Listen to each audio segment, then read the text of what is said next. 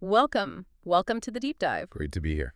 So today we're diving into something I think, well, pretty much everyone struggles with at some point. Oh, yeah. What's that? That feeling, Huh. where your day just kind of runs away from you, maybe before you've even had your second coffee. Mm-hmm. Yeah. Definitely know that feeling. You look up, it's suddenly lunchtime, and you wonder what you actually did. Exactly. You glance at your phone first thing and bam, it's 9 a.m.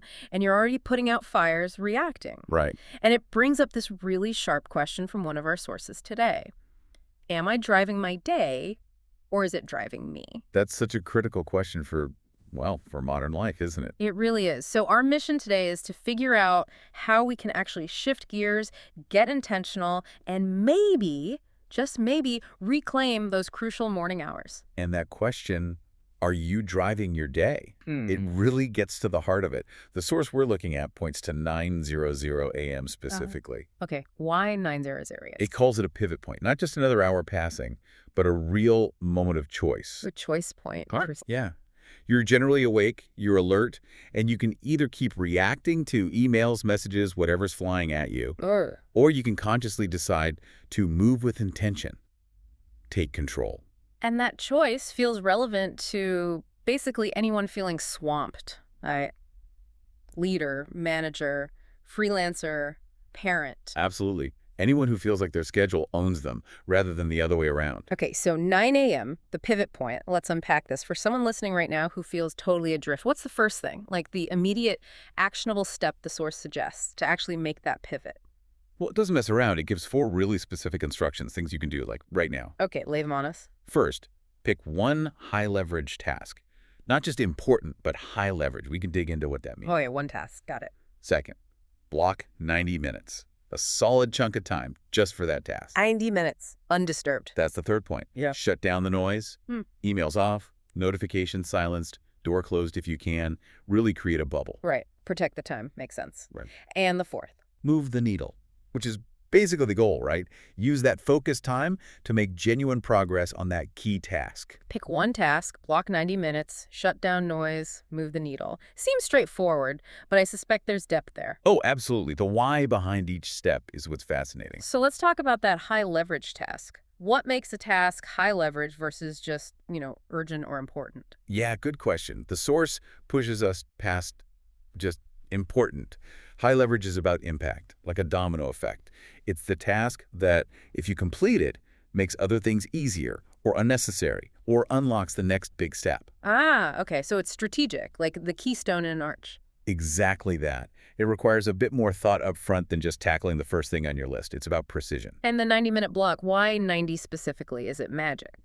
Maybe not magic, but it's likely based on how our brains tend to work, our natural ultradian rhythms. Ultradian rhythm. Yeah, basically our focus and energy levels cycle throughout the day, often in chunks of around 90 to 120 minutes. So blocking 90 minutes tries to align with a natural peak focus period. So it's working with your brain's natural flow, not against it. Precisely. It's a biologically smarter way to schedule deep work rather than just picking a random amount of time.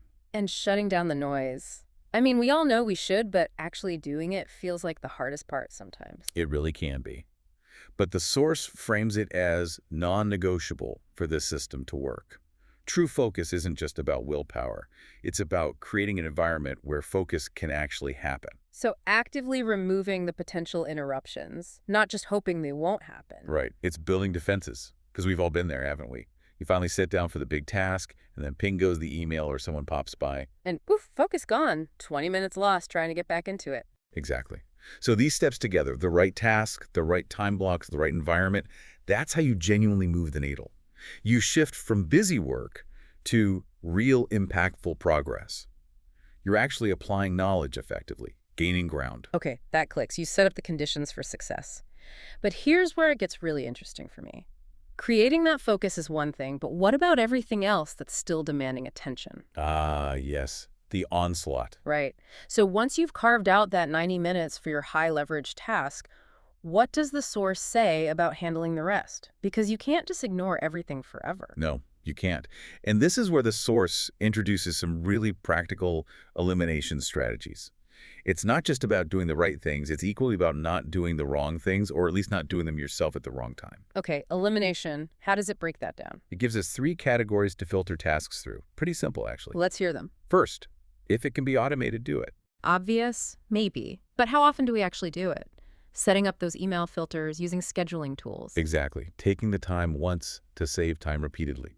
Second, if it can be delegated, assign it. Ooh, delegation.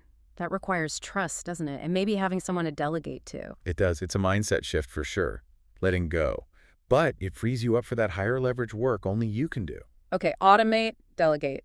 What's the third? If it's distracting, delete it. Delete it. Just, go on. well, maybe not always literally delete, but ruthlessly remove it from your immediate attention space.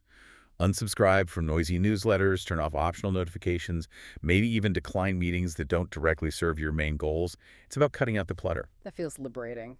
And maybe a little scary. It can be. But the core message tying all this together is powerful. You don't need to do more. You need to do what matters most on purpose. On purpose, not just reacting. That ties back to the 9 a.m. pivot point. Precisely. And if we connect this to the bigger picture, these elimination strategies, combined with the focus work block, they reinforce this key idea from the source. Which is? Focus isn't a mood, it's a system. So it's not about waiting to feel focused. It's about building the structure, the process that creates focus whether you feel like it or not. You got it. It's about building these reliable systems, automating what you can, delegating where possible, deleting the distractions. That's how you build a system. And I guess even if you think, well, I can't automate that or I have no one to delegate to, the principle still applies, right? Like, look harder, find smaller parts to automate or delegate. Exactly. The source implied this is an ongoing process of scrutiny, always asking, does this really need my attention right now? Can this be handled differently? Even small adjustments add up. So it's about reclaiming your mornings, your day, with structure, not stress. Yes, and empowering yourself to, as the source puts it, lead your business like the CEO you are. Even if your business is your own career or personal projects, it's about taking that executive control. Yeah. It encourages you to really examine your habits, doesn't it? Are they serving your big goals or just filling time? Critically examining them, because often we're busy, but are we busy with the right things, the things that truly matter most? Doing what matters most on purpose. I like that. It's a powerful reframe. Okay, so let's recap the core idea here. This deep dive really highlights that intentional action, identifying that single high-leverage task, protecting that 90-minute focus block, shutting out the noise combined with strategic elimination, automating, delegating, deleting, creates a powerful system. A system for focus, for productivity, for actually driving your day. And it all hinges on recognizing and acting on that 9.0 a.m. pivot point, that moment of choice. Which really brings up an important question for everyone listening. Go on. Thinking about your own day, what systems could you build or refine? What small changes could you make to ensure you are the one driving, not the one being driven?